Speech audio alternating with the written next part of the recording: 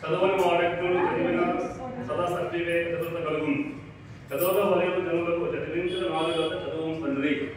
So ఈ పద్యంకి ప్రశ్నోత్తర పద్ధతి తీసుకున్నాం మేము.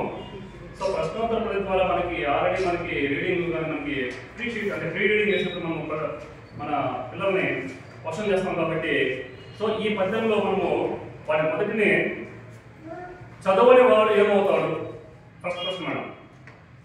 రెండో ప్రశ్న చదివిన వాడు ఏం సాధించగలుగుతాడు. You can say answers madam. Sir పిల్లలు రెస్పాండ్ అవుతారు. మూడవది మనుషులందరూ ఎందుకు చదవాలి. నాలుగవది చదువు ఎవరిదైనా చదివించాలి. 5 మంచి చెడులు తెలుసుకునే వివేకం దేని వల్ల కలుగుతుంది. చదవని వారికి ఎటువంటి విషయాలు తెలియవు. మంచి చెడుల భేదం ఎవరికి తెలుసు. గురువుల దగ్గర ఏం నేర్చుకుంటాం. శిష్యులు గురువు నుండి ఏం నేర్చుకోవాలి.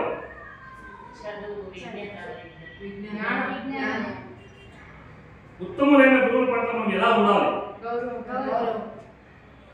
అజ్ఞానం నుండి జ్ఞానం వైపు మళ్లించేది ఏది. చదవడం ద్వారా పిల్లలు ఏ ఫలితం ఆశిస్తారు. లోక జ్ఞానం ఎవరికి ఉంటుంది. ఎవరికి ఏం తెలియదు.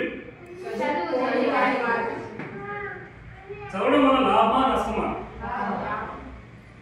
నేను సమాజంలో చదువుకి ఏ స్థానం ఇవ్వచ్చని నీవు అనుకుంటున్నావు. ఇది మేడం. సూపర్.